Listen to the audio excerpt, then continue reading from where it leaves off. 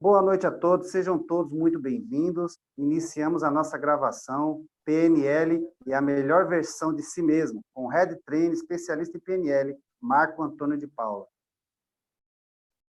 Muito obrigado, boa noite a todos. Novamente, sejam todos bem-vindos. Quero agradecer a presença de todos vocês. Sem vocês não teria curso.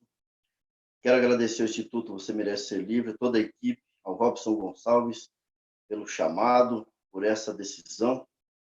Sou Marco Antônio de Paula, Head Trainer em PNL, especialista em PNL. E quero falar para vocês o seguinte, o que é a PNL? P de programação, como nós programamos tudo aquilo em nossa mente, como assimilamos tudo internamente através da nossa fisiologia, neuro, corpo, como isso tudo é somado dentro de nós, e linguística de comunicação. Foi criada por Richard Bandler, em 1970, e com auxílio numa faculdade da Califórnia, né? Agora, antes de começar, eu queria pôr aquele trechinho do começo lá, de Filipenses. Isso daqui, se puderem ler comigo, para poder pensar o seguinte. Finalmente, irmãos, tudo que for verdadeiro, tudo que for nobre, tudo que for correto, tudo que for puro, tudo que for amável, tudo que for de boa fama, se houver algo de excelente ou digno de louvor, pense nessas coisas. E seja isso que ocupe o vosso pensamento. Na Bíblia Ferreira de Almeida, ela fala assim também, né? Então, vamos pensar em tudo aquilo que é bom, positivo e louvável. É uma das pressuposições da PNL. Tudo tem uma intenção positiva. Outra pressuposição, se uma pessoa pode fazer algo, todos os outros também podem. Mais outro pressuposto, que seriam fundamentos e princípios da PNL, de que não existem fatos apenas, vamos dizer assim, não existem erros, apenas resultados. No coaching, acho que a pressuposição muda só em algumas palavras. Se você quer entender, haja, e vamos assim continuando, né? A programação, neuro e linguística. Como programamos e reprogramamos através de nossa experiência, em tudo que vemos, neuro da fisiologia, de como isso assimila e como processamos, e linguística de comunicação, como nós comunicamos isso. E aí, continuando agora, né? Richard Bandler, que foi o pesquisador que fazia filmagens, gravava os workshops, e o professor John Grinder. Richard Bandler estava fazendo a faculdade de psicologia e na Califórnia. E aí ele percebeu que existia um modelo de sucesso em 2 terapeutas. Inicialmente 2, depois foram aumentando muitos outros. Aí foi surgindo tudo que se diz de programação neurolinguística. Foi vendo que havia resultados nesses terapeutas. O Richard Bandler, ele foi espelhando na Virginia Satir, que era de relacionamentos familiares, Fritz Perls, muito especializado em Gestalt terapia. A Gestalt terapia, nós temos posições perceptivas, é uma forma de você ver as pessoas em 3 ângulos. Eu, o outro e o observador. E às vezes no 4º ângulo. O que o juiz poderia julgar nesse fato é para resolver conflitos, é fabuloso. E o Milton Erickson, hipnoterapeuta, um excelente hipnotizador. Uma pressuposição da PNL, né? O mapa não é o território. Então, o mapa não é o território, e muitas vezes nós criamos um mapa, imaginamos um objetivo, pensamos no estado A, que vocês aprenderam aí na lição com a Laine Coach, e o B, plano B. Estado A é o meu estado atual, e o B, aonde eu quero chegar. Só que existe um processo para chegar até lá. Vamos imaginar uma viagem de navio. Você faz lá, eu vou para a Inglaterra de navio, só que vai ter tempestade, vai ter ondas, vai ter uma série de coisas e muitos outros fatores. E agora, por exemplo, não poderia, de repente, o navio não poderia nem chegar no país, por causa do tal do coronavírus. Então, o que acontece? O mapa não é o território. É necessário uma ferramenta chamada TOTS. Teste, operação, teste, saída. Vamos pensar agora sobre isso. Cada um percebe a sua visão que lhe permite. As pessoas reagem ao próprio mapa ou representação da realidade e não a realidade.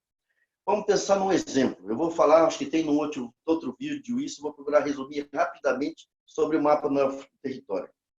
A esposa, ela pegou e trabalhava numa firma concorrente da IBM, na Avenida Paulista, com a Avenida Angélica, né? Quase perto da Avenida Paulista. Era um aluguel caro, uma empresa concorrente da IBM, uma fusão de Brasil mais outro país, não vou falar detalhes para não falar nomes, né? E eles viram no mapa Barueri isenção de impostos. Aí eles pensaram, nossa, que firma boa, nós não vamos pagar impostos, aluguel mais barato. Só que eles não mediram distância, os funcionários onde moravam não fizeram TOTS. Teste operação, teste saída. Mais para frente nós vamos ter essa estrutura em gravações para vocês. É só lembrar do TOTS. Aí o que fizeram? Ninguém foi só pelo mapa. Não, está tudo certo, é a firma só de informática. Ninguém foi verificar, acompanhar e verificar o local. Chegaram no local, mudaram de repente.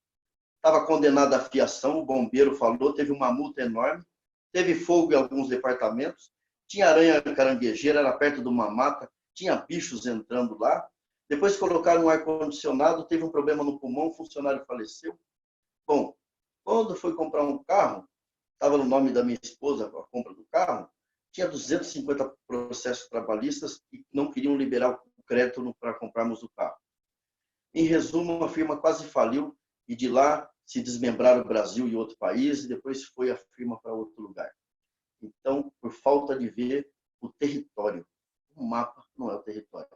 Então, só uma pressuposição para você entender que você precisa sempre de acompanhar, verificar, testar tudo antes, desde a imaginação, o que vai somar, o que vai impedir, quando você acrescenta algo, que recursos estão faltando, que habilidades precisam, pessoas, coisas, fatos. Então, tudo isso faz você entender o porquê que o mapa não é o território. Eu fiquei, olha, chorando de rir, com todo respeito, não sei se a minha amiga está aí, então vou dar um exemplo de modelo de mundo. Quer dizer, modelo de mundo, eu crio um mundo e uma imaginação. Eu fui comer um arroz doce e ela chegou em mim e falou assim, esse é leite da vaca mesmo, eu comprei direto da vaca. Eu comecei a imaginar, nossa, essa vaca fala o nosso idioma. Ela não tem nem dono e atravessador, é direto a produtora e a vendedora. Como é que pode essa vaca vender direto o leite para ela? Então, pode ver, eu já criei um mapa diferente do território. Mas você não tem noção do quanto eu fiquei rindo. Eu comprei direto da vaca. Falei, nossa, a vaca é esperta, já aprendeu o nosso idioma. Bom, agora vamos continuar. Cada um percebe que sua visão lhe permite. Olha o exemplo do barco. Quem está na ilha pensa, olha o barco. Quem está no barco, olha a terra. Já imaginou se esses dois começassem a brigar? Não, eu estou na terra, o outro não, é o barco. Igual, olha, tem um lugar que isso me faz lembrar de alguma situação aqui no Brasil de algumas pessoas, né? Não, vamos trabalhar. Não, vamos ficar dentro de casa e não sabe o que fazer, porque cada um está numa posição. Então, vamos vendo essas imagens. Olha ali o modelo de mundo de quem está vendo do um lado, é o número 9 e do outro lado é o número 6. E ambos vão ficar brigando aí, de repente, e não vão faltar ter o rapport.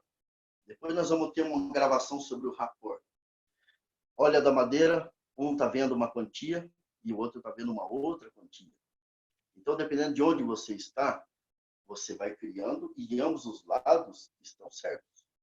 Então, por isso que precisamos de ampliar esse mapa, essa consciência, para começarmos a ver no lugar do outro. Aí entra posições perceptivas. Eu, o outro e o observador. É muito comum essa posição. Olha lá o rinoceronte. Muito interessante. Ele vendo o próprio chifre dele, acabou desenhando uma montanha ali, um chifre no meio do caminho.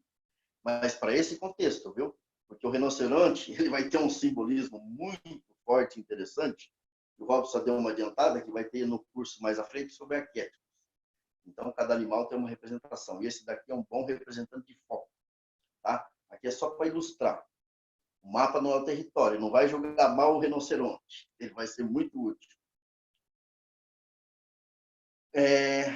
Metáforas e parábolas. Parábola. Olha, eu não tenho mais lousa e nenhum recurso, mas a parábola, Jesus Cristo usava parábolas. Eu vou usar metáforas, parábolas, analogias.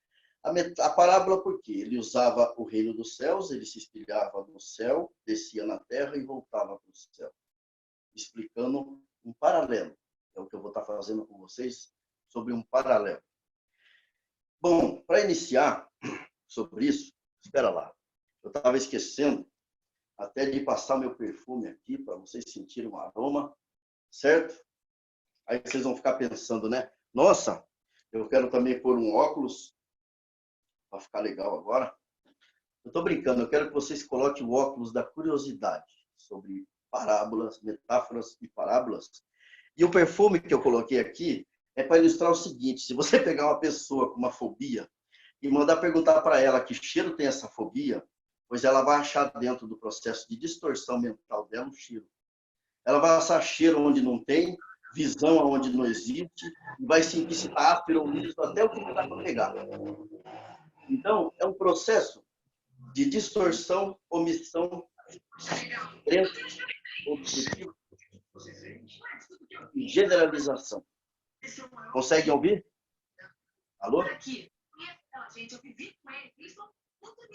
Ó, se puderem tirar o microfone, por favor.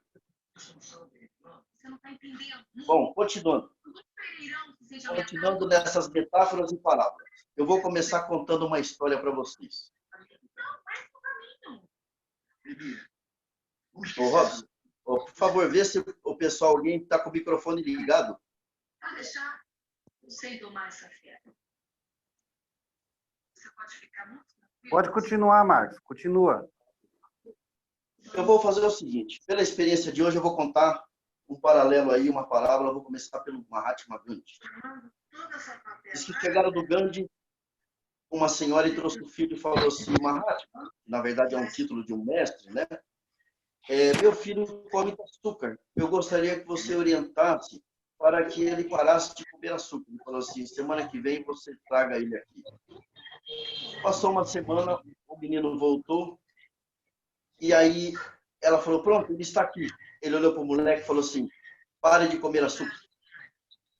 Aí ela falou: nossa, você esperou uma semana só para dizer isso para ele? Ele falou: semana passada eu estava comendo açúcar também.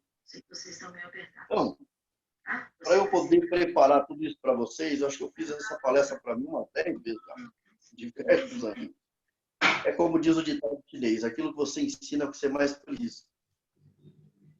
Então, é uma mensagem de que nós precisamos de assimilar tudo aquilo antes de poder falar. Está sendo uma experiência maravilhosa. E vamos continuando sobre a ideia de metáfora e parábola, né? Eu vou estar contando várias histórias, várias analogias, né? Não tem um trecho da Bíblia que fala que é mais fácil passar um camelo por um buraco de uma agulha do que um rico se salvar? Qual seria o meu modelo de mundo? Quando eu era criança, a primeira coisa que veio no modelo de mundo: nossa, uma agulha de costurar é muito pequena. E o camelo, nem na corcova dele, não passaria. Ele não passaria nem pelo buraco. Então, o que vinha na cabeça? O que pode vir no teu inconsciente? Pobreza. Eu vou ter que ser pobre, meu. Não posso ser rico. É impossível ser rico perante Deus, porque Jesus já falou isso. Então, você vai criando crenças. E, na verdade, o que é uma agulha? É uma portinhola no castelo. Nessa portinhola, porque, de repente, se vê um exército invasor, não dá tempo de abaixar a porta grande e subir. E nisso, o que acontece? O camelo tem que passar de joelhos sem carga nas costas. Então, na verdade, é ser humilde, despojar de tudo que carrega, e se curvar e entrar humildemente. E, às vezes, o rico é no sentido de título, de posição. De repente, quem sou eu que vou largar tudo aí para viver no meio do mato, andando com Jesus Cristo aí, sem casa, sem lugar? Então, você tem que ter a humildade de passar curvado, sem carregar nada nas costas. É um processo de aprendizagem. Na arte marcial, você entra descalço com a faixa branca. Esqueça tudo que sabe. Humildemente, se curva e entra. Então, aí já muda o seu modelo de mundo e como você faz o mapa. Círculo de aprendizagem. Bom, aqui está no livro do Robson, tem esses detalhes. Está na página 139, essa parte. E aí vai dizendo o quê? nós temos um processo de incompetência inconsciente, eu não sei o quanto não sei. Incompetência consciente, eu sei agora o quanto eu não sei. E competência consciente, agora eu sei que sei. E competência inconsciente, eu já não sei o quanto sei. Aí já entra um processo de maestria. Então todo mundo passa por esse processo. Você vai dirigir um carro, você vai pegar, de quem nunca dirigiu, e um carro antigo. Vamos fazer uma comparação do carro antigo para poder mostrar isso. Nossa, tem embreagem, acelerador, tem o ligar a chave, tem que soltar o freio de mão, pisar na embreagem, freio. Nossa, agora eu sei o quanto eu não sabia. Aí começa a treinar, começa a saber que sabe, até que já começa a dirigir, já está até com o celular na mão, desviando do cara que dá multa lá, eu chamava quando estava em São Paulo, marronzinho. E aí você já não está sabendo quanto não sabe da multa, né? Do valor da multa que você pode tomar. Então nós estamos nesse processo sempre. De repente eu falo de uma curiosidade para você e você não vai saber o quanto não sabia. Então esse é um dos processos de aprendizagem que foi descoberto pela PNL. São ferramentas que podemos extrair a genialidade, podemos extrair o estado de excelência de uma pessoa de sucesso e passar por uma outra pessoa e fazer ela realizar a mesma coisa. Vamos ver o que mais que nós temos aí. Níveis neurológicos de aprendizagem. Esse foi feito por Robert Dilts, psicólogo, e ele fala muito detalhes sobre isso. Nós aprendemos através do ambiente, onde nós queremos chegar, onde vamos desenvolver certa meta, comportamento, qual são as ações que vamos fazer nessas ações, do plano A para o plano B. Um exemplo. Capacidade, qual a estratégia e como eu vou realizar isso. Crenças e valores, permissão, motivação, identidade. Quem está, como eu sou para essas coisas, e espiritual, quem mais está envolvido. Ok? Só que continuando sobre isso, níveis neurológicos, você vai desenvolvendo uma acuidade sensorial. Hoje eu estava ouvindo todo o treinamento lá do Robson, através do International Coach Federation, lá, ICF, e vai falando que quanto mais opções e mais conhecimento, é melhor. Além de você ter o rapport, de você entrar em empatia com o cliente, espelhar ele da mesma forma. Então, só mais um detalhe sobre os níveis neurológicos e sobre essas ferramentas, né? Vamos fazer um exemplo. Tom Chung, num livro dele, A Qualidade Começa em Mim, ele vai até a identidade, mas hoje eu vou até o espiritual. Existe aquela parte que Jesus Cristo fala, quando ele é interrogado lá com um judeu lá, um rabino, não lembro detalhes, ele fala assim, qual é o máximo mandamento? Amar o Senhor teu Deus de todo o teu coração, identidade, com toda a tua alma, crenças e valores e toda a tua crença, com todo o teu entendimento, com toda a tua mente, toda a sua capacidade e estratégia, e com toda a tua força, comportamento, ação. E o semelhante mandamento, igual a este, amar o próximo como a ti mesmo. Quem mais está envolvido? Opa, em quem mais eu posso me espelhar e modelar? O nível neurológico é fabuloso. Ele vai servir para inúmeras técnicas, como uma ferramenta que você vai desenvolvendo. E se a pessoa tiver um encalhe a nível de ambiente, você trabalha um nível acima. Ah, eu não suporto aquela cidade. Eu vou trabalhar comportamento. Na linguagem dela, nos predicados verbais, eu vou saber onde ela está parada e encalhada. Eu sempre vou trabalhar um nível acima. Se ela tem problema de crenças, eu vou trabalhar identidade. Tem problema de identidade? Opa, eu vou trabalhar espiritualidade. E vice-versa. Então, vamos vendo agora, continuando aqui, que é bastante ferramenta, bastante coisa, vai ter gravações. Comandos. Pensa aí numa tecla. Tem um Enter, confirma, Start. Start, você vai começar um game, você aperta Start. Aí você faz uma oração, dependendo da religião, Amém. O outro fala que assim seja. Então, do mesmo modo que nós precisamos de confirmar uma operação, eu penso numa âncora. Então, vamos criar uma âncora como um botãozinho. O que são âncoras? São reflexos condicionados descoberto em 1800 e blá, blá, blá, eu não lembro lá que era. E Pavlov, um russo, descobriu que fez um teste com animais. Primeiro que descobriu, chamava de reflexo condicionado. Ele tocava uma campainha, dava alimento para o cachorro. Tocava a campainha, dava alimento.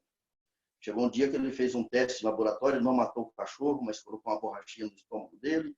Quando tocou a campainha, o suco gástrico já ia saindo.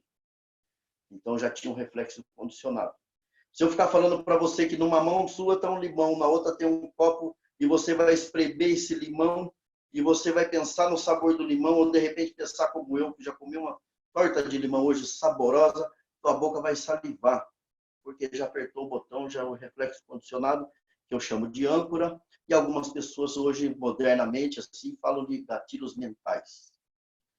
Eu penso que uma das grandes âncoras e uma grande confirmação da operação é a gratidão.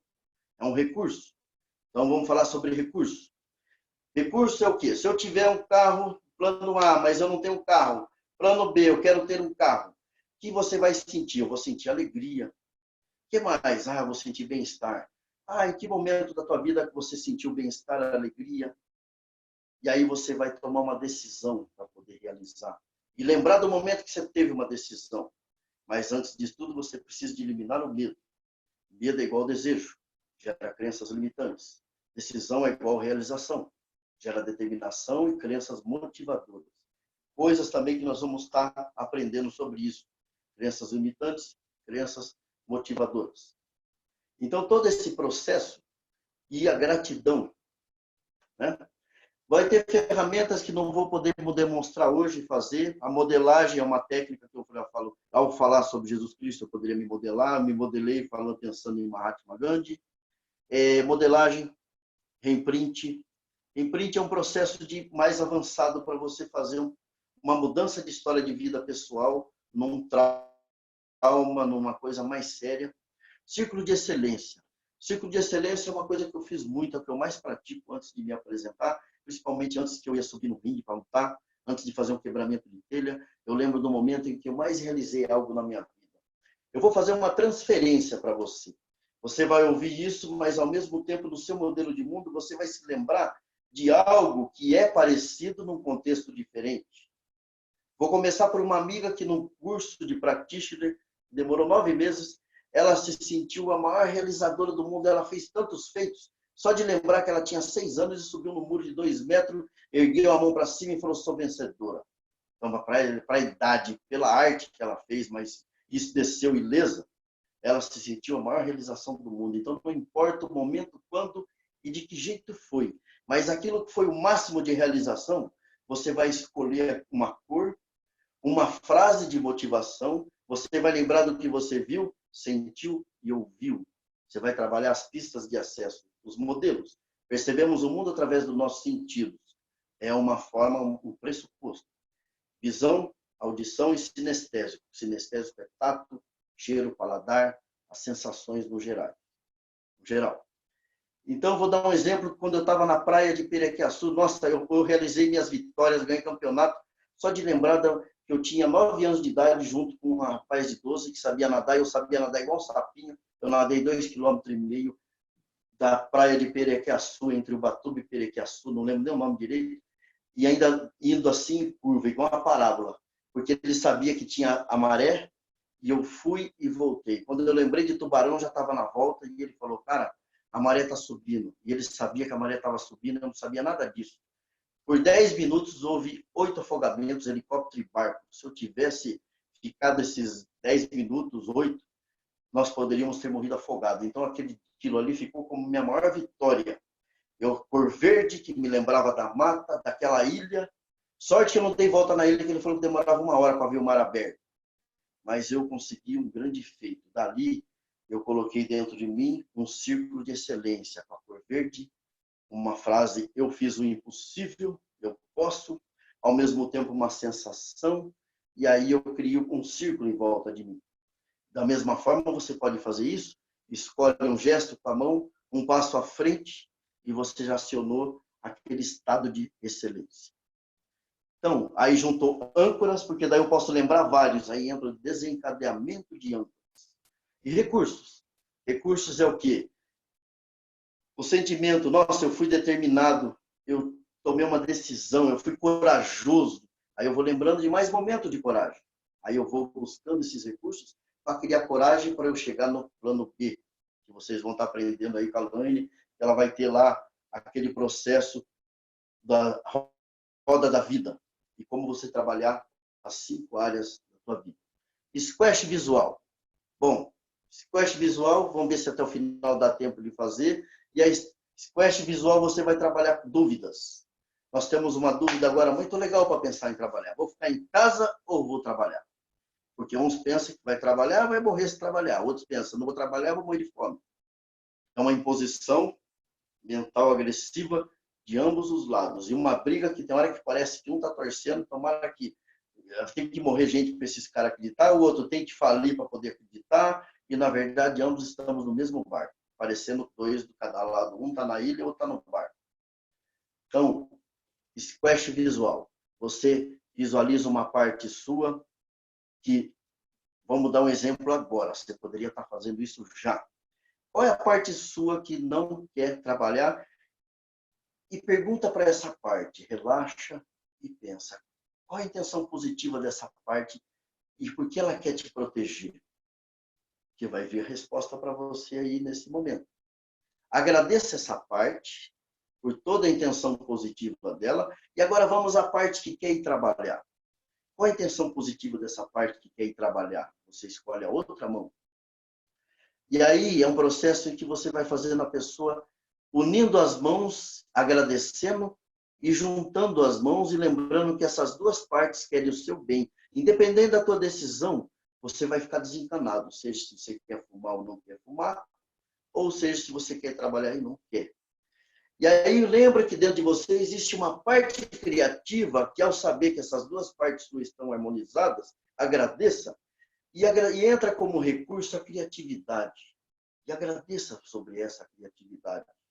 E você vai, de uma forma segura, ouvindo a minha voz, mexendo os dedos dos pés, enquanto você respira fundo, e ao mesmo tempo vai agradecendo e de uma forma tranquila. Se você quiser, você pode fechar os seus olhos, se não com os olhos abertos, você vai, inspira fundo de uma forma protegida, que novas ideias e uma intuição pode vir para você. Então, esse é o squash visual. Fiz isso para uma pessoa que tinha uma cirurgia marcada de rinoplastia do nariz, dermoplastia do abdômen. Só que ela tinha problema de tireoide, tinha diabetes, tinha outras coisas. E o médico cirurgião próximo dependia do laudo do outro médico. O médico falou assim, olha, você pode operar, mas você tem um risco de vida. Teve uma paciente com isso daí que correu um risco. E ela ficou na dúvida, eu fiz esse trabalho com ela, mas eu fiquei até com medo. Eu demorei 3 meses para voltar. Eu falei, será que essa mulher morreu? Será que ela decidiu operar? Até eu fiquei assim. Pois ela uniu as partes, agradeceu. Quando eu encontrei com ela, ela já tinha operado, já tinha passado por uma parte do pós-cirúrgico e estava muito feliz. Mas ela criou coragem. Então, o squash visual ajuda como ferramenta para resolver também dúvidas. A ecologia é o quê? Ela achou uma ecologia sobre tudo isso. As nuvens de fumaça é o seguinte, você faz uma ferramenta dessa e não dá certo, a pessoa tem nuvens de fumaça, ela tem uma crença enraizada.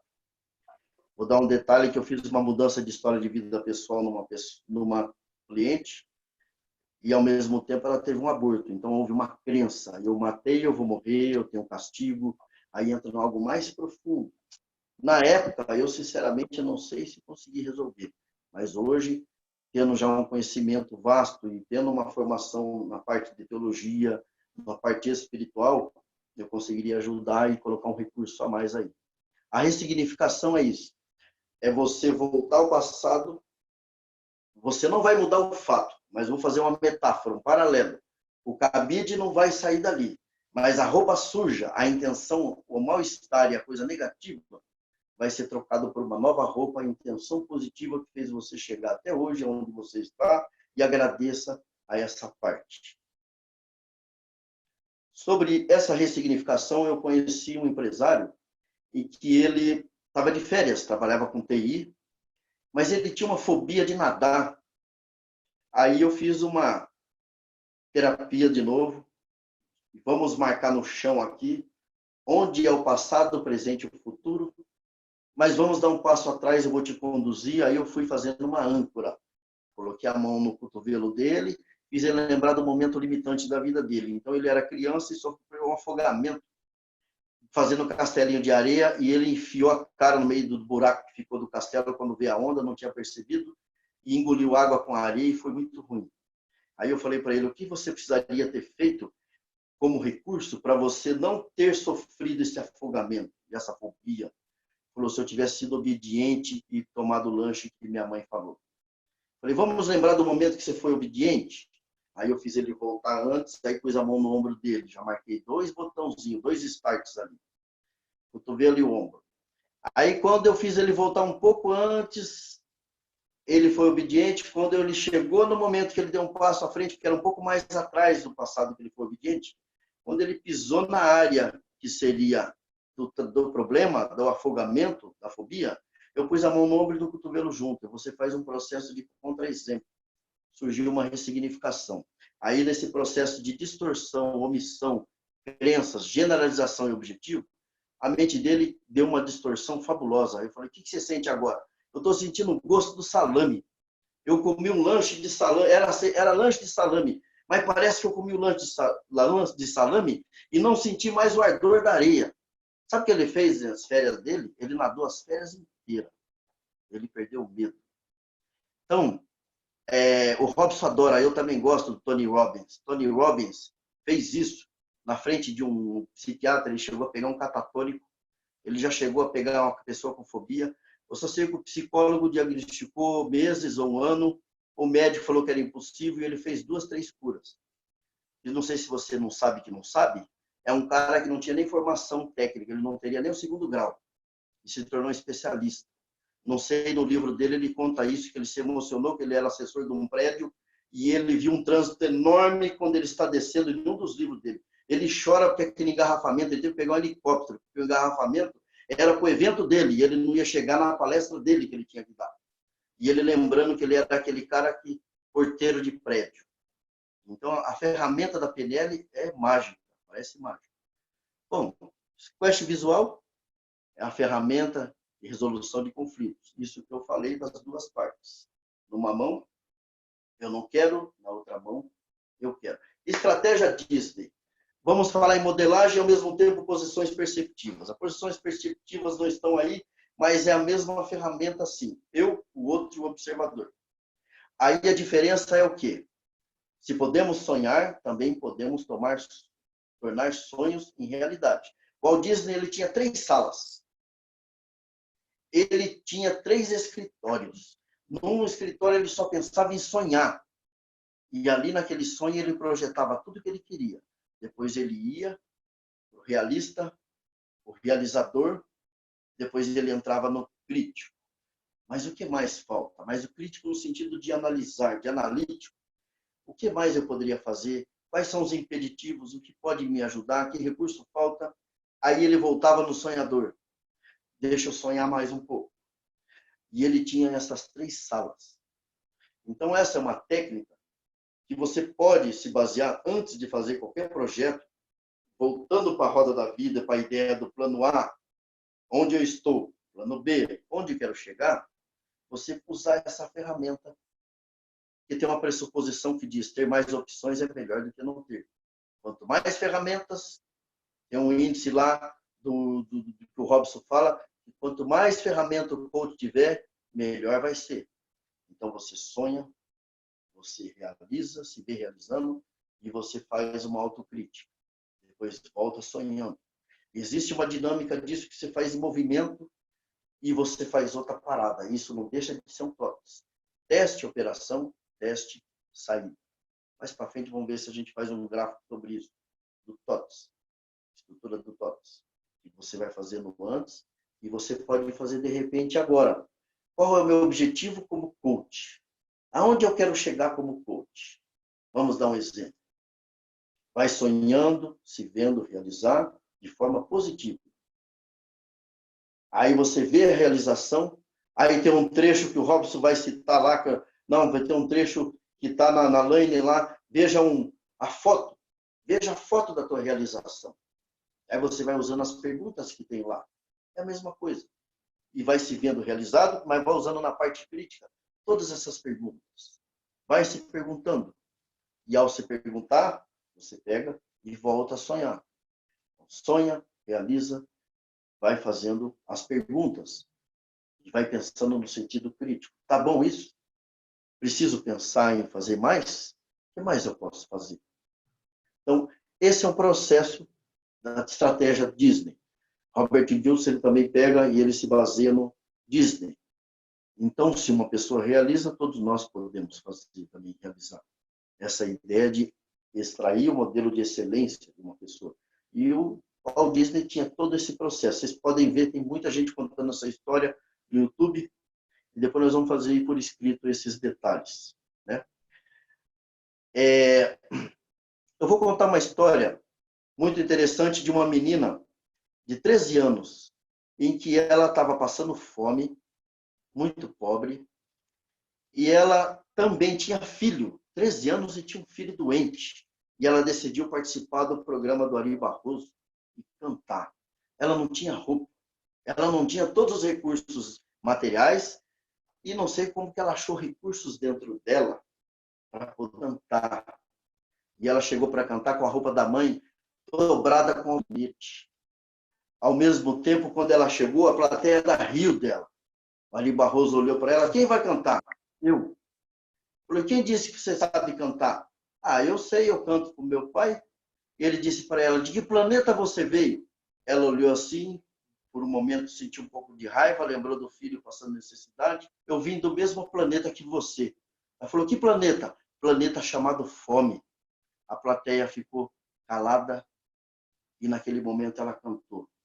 Quando ela terminou de cantar, o Ari Barroso abraçou ela, a plateia aplaudiu em pé, ela ganhou o concurso. E ele falou: agora nasce uma estrela. Elza Soares. Eu não sei se você não sabe que não sabe, se você sabia que sabia, mas eu também não sabia que eu não sabia sobre a Elza Soares. E eu decidi escolher essa história porque eu era uma pessoa que particularmente nunca gostei de samba e pagode por trabalhar de segurança e ver algumas bagunças de pagode. E eu falei: não, eu quero aproveitar esse momento para reconciliar, perdoar, agradecer. E eu achei um modelo de história e uma genialidade. Pesquisei a vida dessa mulher e fiz igual a história do Gandhi. Eu parei de comer açúcar para poder falar para o outro comer açúcar. Eu comecei a ouvir as músicas dela e eu vi a história de vida dela e como é que pode ela ter achado coragem. Ela era tão inocente, ela conta na entrevista dela, que quando falou nasce uma estrela, ela pensou que uma estrela ia cair na cabeça dela, coitada. Ela não tinha noção do que seria nasce uma estrela. Mas ela cantou e depois ela se tornou a pessoa que tornou. Fez 2 músicas, Mulata Assanhada, eu fiquei ouvindo lá e falei: meu Deus, Deus abençoe essa mulher e olha que história. Tem a história da Miss Brasil, Daisy, primeira Miss Brasil. Tem uma Miss Brasil aí que parece que ganhou em 2016, eu não me lembro, aí que paralelamente eu fui pesquisar. Quando ela ganhou, ela falou assim: eu estou acordada, mas não estou sonhando. Eu queria poder fazer uma modelagem, fazer uma submodalidade dela para dizer o porquê ela disse isso. Porque, de alguma forma, ela também sonhou e acreditou nisso.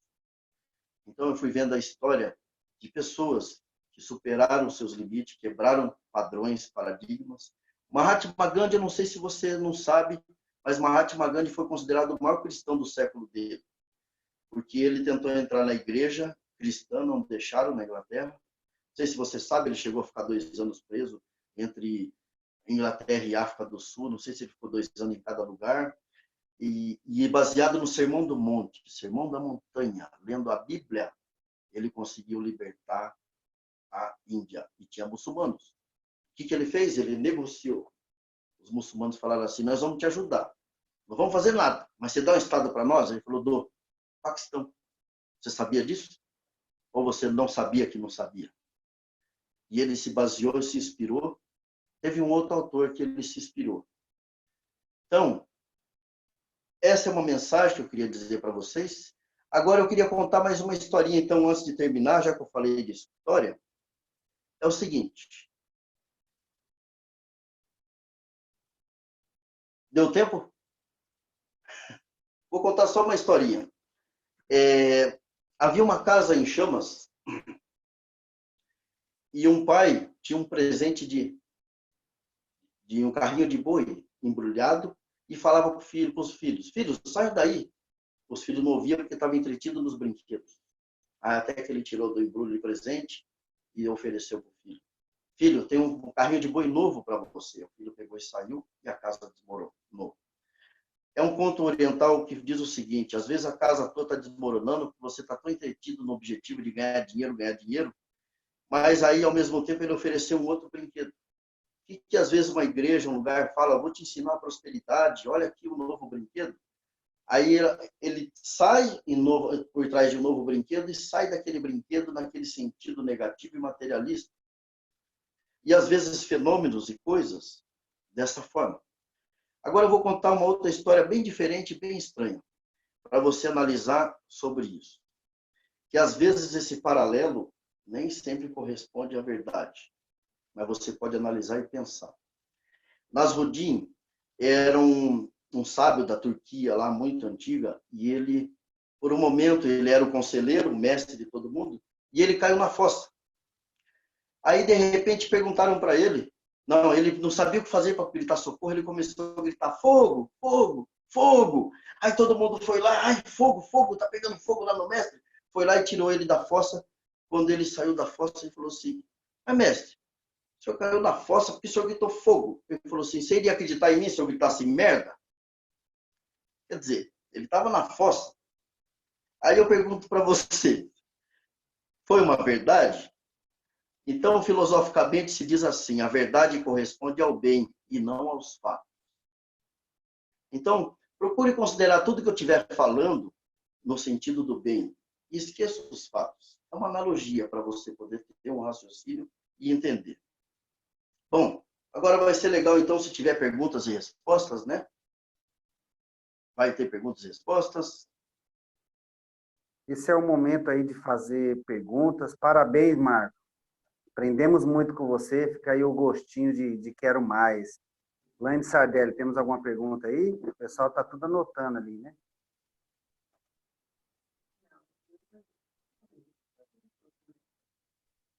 O Henrique Santos está aí. Ô, Marco, eu quero dar um exemplo de uma moça que eu conheci e eu acho que entra na ancoragem, porque a ancoragem, a PNL é tudo que é comunicação, né?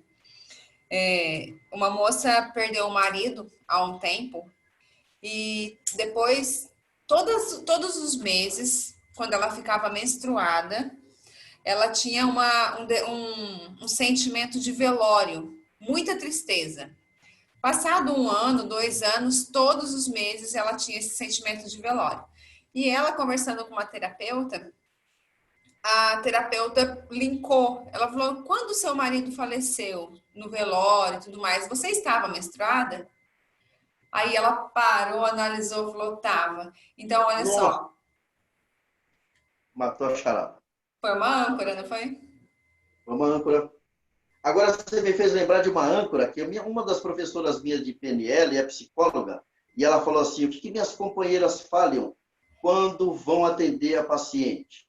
A paciente chega e, como é que você está? Abraça a cliente fala, eu não estou bem. Aí toca no abraçar e fica aquela ideia, não estou bem. Aí entra lá dentro, faz a terapia, aí quando vai lá embora, abraça a paciente não sabe porque ela ficou pior quando ela entrou. Disparou o botãozinho da âncora, porque abraçou ela naquele mesmo lugar, ficou aquele reflexo condicionado. Aí, quando eu lembrei disso, eu trabalhei muitos anos na Avenida Paulista como micropigmentador e micropigmentação paramédica. Eu pego a mama da mulher que teve câncer, eu faço a cor da mama, eu fico esfolando aquilo, passando anestésico tópico, é dolorido, eu nem tocava. Já começava, tinha paciente que já estava até com raiva, então eu nem tocava nela. Mas ao tocar nela, conversar, eu perguntei qual é a melhor viagem dela, ela falou de Fernando de Noronha, teve uma que nem sentiu a dor. Ela entrou num processo de dissociação, que nem dor sentia, mas ia tocando nela e fazendo ela lembrar do momento de que superou e tocava no ombro, em forma de um abraço.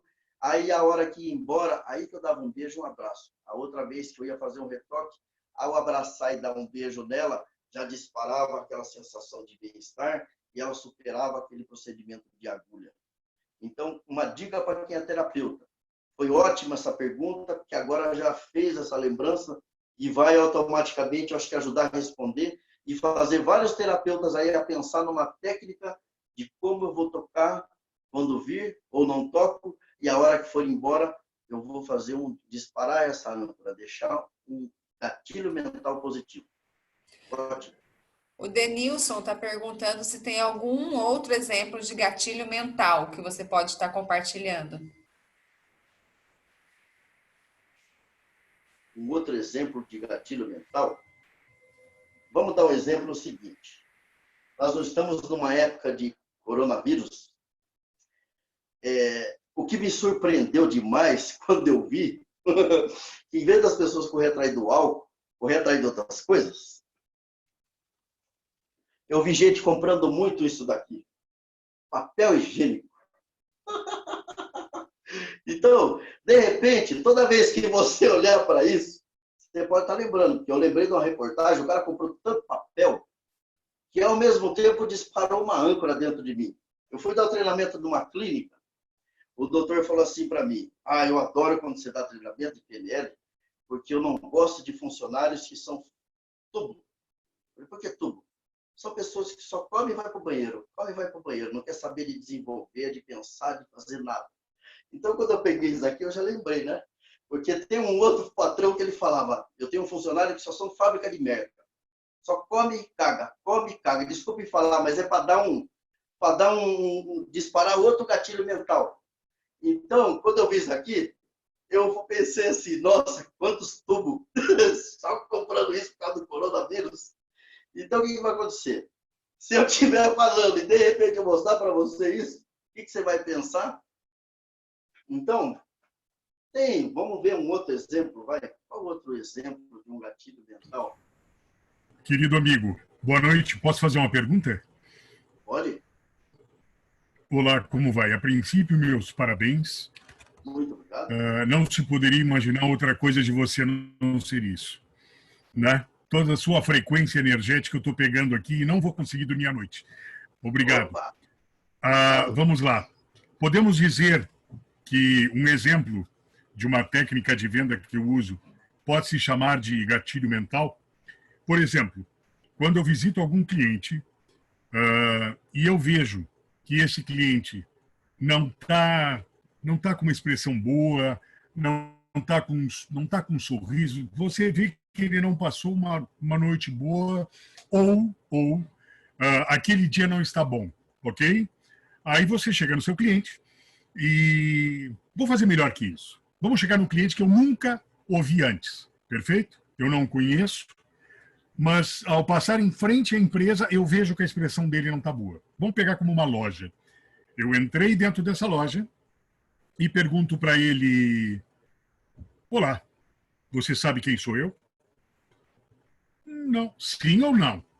Aí tu já está olhando para o lado, para o olho direito da criatura, né? E para o olho esquerdo para pegar o lado direito, né? E aí, não sei. Não sabe? Não. Eu também não sei quem tu é, muito prazer. Tu pega e cumprimenta a pessoa. E aí eu me dou conta o que disso. Porque eu pego e passo isso para as pessoas. Eu digo para elas assim, tu te deste conta do que aconteceu agora? Não. Primeiro, tu achou que eu fui simpático com você? Sim. Segundo, você já se deu conta que eu entrei na tua intimidade? Não. Só faz um minuto que eu estou te dando a mão e tu não largou ainda. Ou seja, os 25% que sobrou vai ser a respeito do conhecimento e segurança de um produto que você não vai deixar de querer. E de qualquer forma, se você não comprar de mim agora, na próxima vez eu vou oportunizar você e você vai querer. Tu não acha? Bato, é incrível. E a venda está efetuada. Né? Isso é um gatilho mental? Sim. Seria um gatilho. Você criou um gatilho e uma impressão boa. Você criou uma primeira boa impressão dessa forma. Ele gostou, funcionou, ficou para ele o gatilho. Isso é uma coisa que vai guardando. E o interessante que você falou dos olhos, o Robson vai falar sobre essa técnica aí, sobre olhar no olho, e existem pistas de acesso. que depois vão ver que quando a pessoa olha para o lado esquerdo, ela está construindo, para a direita ela está construindo, para a esquerda está lembrando, então visual construído e lembrado, de ambos os lados. Tem também o auditivo para os lados, construído e lembrado. E quando a pessoa tem uma culpa, ele entra no diálogo interno, de repente abaixa a cabeça para ver os presos lá, tudo com a cabeça. Você vê que eles ficam com a cabeça baixa para não mostrar o rosto, né? Mas existem técnicas que tanto gente do FBI, ou quando eu vou fazer uma atuação com uma pessoa, eu vejo se ele é destro ou canhoto, o movimento dos olhos mudam, são pistas de acesso que você vai fazer uma linguagem não verbal da pessoa, em que você vai vendo pelo movimento dos olhos se ela lembra ou não, porque nem sempre é mentira, ou ela está construindo porque não lembrou, ou ela está construindo porque ela está tentando mentir. Mas não é para todo mundo, e você vai descobrindo que cada pessoa é única, mas existe um sistema de pistas de acesso, fora a linguagem não verbal do movimento do corpo. Tem pessoas que mostram no corpo, você fala, você quer muito isso? Sim, e mexe a cabeça que não, mas de outro jeito. O corpo, linguagem do corpo. Vai ter também o IFC lá do Robson, falando de você pesquisar bastante sobre a linguagem do corpo. A linguagem do corpo tem a Cristina Cairo, só que nas técnicas de PNL você aprende a linguagem não verbal, isso se chama acuidade sensorial, e fazer uma calibragem. Como é que eu consigo calibrar e perceber a pessoa em detalhes? Você vai se tornar um CSI do comportamento, dos tics. Vou dar um exemplo do Richard Bandler, pegou um cara e o cara nada dava certo na vida dele, nada dava certo na vida dele. E aí o que ele fez? Deu uma dura no cara, realmente você não presta para nada, você é um inútil. O nariz do cara expandiu, a narina dele respirou muito largo assim, respirando forte. Aí ele fecha os olhos e já jogou o cara numa linguagem hipnótica e disse o quê? Do que você está lembrando? Ai, de cheiro de éter. Mas éter, onde você está? Eu estou numa sala de cirurgia, sofri um acidente. Mas olha, você pode lembrar do que você viu, sentiu e ouviu, e foi fazendo ele viajar ali. O que aconteceu? Anestesiado, o médico falava, esse não vai passar de hoje. Então ele passou daquele dia. Mas por ele ter ouvido o médico falar e aquilo ficou gravado e ancorado, ele ficou um cara que não terminava nada, porque aquelas palavras ficaram dentro dele. Era um médico, uma autoridade. Não matou ele, não ficou aleijado, mas ficou ruim da cabeça no sentido. Aí fez uma recontextualização, uma ressignificação, descobriu uma intenção positiva, tirou aquilo e o rapaz começou a se realizar. Marco, tem mais duas perguntas, ó. Como trabalhar ética, ser ético, usando gatilhos mentais? Essa é uma, depois tem outra. Quer responder essa primeiro ou já quer a outra? Não, vai essa daí. Como ser ético utilizando gatilhos mentais? Olha, é você usar uma linguagem com rapport, que faltou ter falado aí, mas vai ter uma gravação sobre rapport, e você entrar no mundo da pessoa. O que é o rapport? Você vai entrar na mesma sintonia dela, você não vai imitar ela totalmente, mas se ela cruzou o braço, você pode pôr a mão aqui, quase cruzando. Você está demonstrando que você está entendendo o mundo dela. E você vai compreendendo, não seja radical, tenha toda uma compreensão, e utiliza a técnica do coach. Você faz as perguntas e ela tem a resposta. Tem perguntas, questões, vai ter no IFC lá, questões, como é que chama? Fala, mano, uma coisa interessante, eu costumo falar em outra palavra, eu não lembro agora como lá, mas são questões poderosas. Então, já é uma forma de você ser ético. Porque eu só entro nesse detalhe quando a pessoa está com um problema mais sério, que está precisando de uma intervenção sutil, mas eu vou tentando no máximo de rapport possível. Manter o rapport e saber fazer perguntas, porque controla uma conversa quem pergunta e não quem fala. E você tendo questões poderosas, você vai ter a ética, porque você está fazendo ele responder você.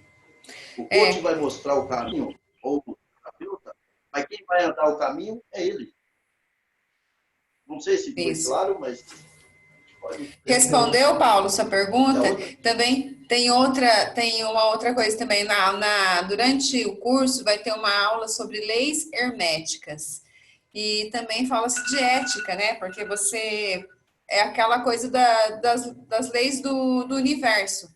Então, se você não for ético com alguém, você vai ter consequência daquilo, você tem que ter consciência disso, né? Tem essa questão também. A outra pergunta é do Paulo, é outro Paulo, eu acho. Paulo Dunga. Olha lá. Tem algum gatilho que eu possa usar quando eu vou começar o dia e fico sem direção e acabo o dia sem fazer nada?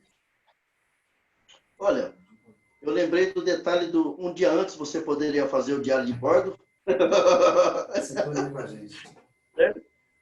Podia fazer o diário de bordo, fazer lá um histórico e tal. De manhã, você poderia dar uma continuidade pelo diário de bordo, quais são as 6 decisões e tudo mais. Tem uma coisa simples que o Robson ensina, que eu acho fantástico, se vocês puderem me ajudar aí, que eu apliquei e consegui, na época, ter até uma viagem para... Eu fiz uma viagem, foi a coisa mais mágica da minha vida. Depois, quando tiver chocolate Godiva, técnica, como a gente mostra, tenta falar, a rota da fortuna, de tomar uma decisão, declaração, solicitar. O que mais? Vai, me ajuda lá. Eu fiz e hoje não estou lembrando detalhes. Agora nem estava aqui. É uma outra gatilho que você poderia estar utilizando. A rota da fortuna. Agradecer que já tem. Agradecer que eu falei é o botãozinho do confirma ou aspiração. Quanto mais você agradecer, você está disparando contra as suas bênçãos. Sabe? Muito bom. Fazer a listinha do diário de bordo do dia anterior, gente, isso é mágico. Vocês têm que fazer para poder até virar um hábito. Vai chegar um dia que, de repente, você não precisa mais escrever. Se você não gosta de escrever, vai chegar um dia que não precisa. Mas até que isso vira hábito, quanto mais você coloca no papel, você tira a preocupação da mente, dorme melhor, consegue meditar, consegue descansar e o outro dia vai ser muito mais produtivo. Você vai se sentir muito mais útil no outro dia. Pessoal, tem mais alguma pergunta? Que o nosso horário já excedeu. Enquanto isso, eu vou falar o seguinte. Tem uns filmes que é para coisa mais avançada, mas um filme que vai fazer você mudar a sua história de vida pessoal, viajar no passado e fazer uma ponte ao futuro ao mesmo tempo, é Duas Vidas do Bruce Willis, do Disney. Duas Vidas. Aquele filme mostra o rapaz que aparece uma criança na casa dele e ele fala, não, é loucura, é eu mesmo. Só que ele ficou com um problema no passado, ele tinha que ajudar ele mesmo e aquela criança dormia na casa dele. Só que ele tinha medo de casar e tinha medo de coisa, mas sonhava ter um cachorro. Olha lá, só vou contar um detalhezinho. Um moleque fala assim, você é um empresário cachorro? Ele falou, não.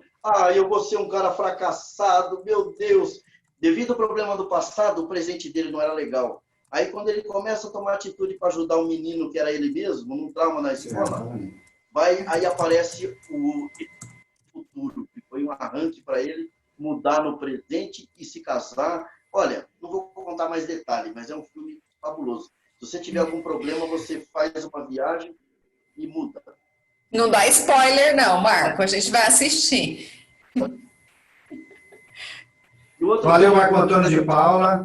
Sei que todo mundo quer ouvi-lo mais. O nosso horário já deu. Fica como lição de casa, aquele gostinho de quero mais. O diário de bordo está aí na plataforma. É só assistir a aula que você vai entender o que é o diário de bordo. Sucesso, sucesso, sucesso! Bom descanso a todos. Obrigado. Mais uma vitória. E essa é outra âncora. Parabéns. Boa noite, pessoal. Fica Parabéns com Deus. pela aula, Marcão. Parabéns, Marco. Foi top a aula, hein? Muito Valeu. obrigado. Valeu. Obrigado. Boa noite, gente. Boa noite.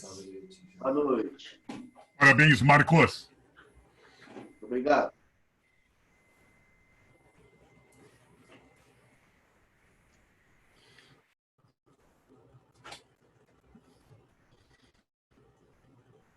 Boa noite a todos. Muito obrigado. Um abraço, querido. Um abraço.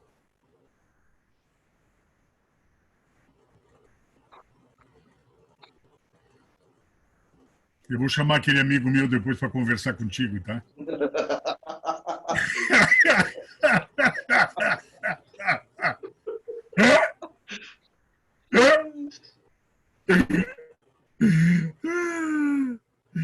Ele diz que só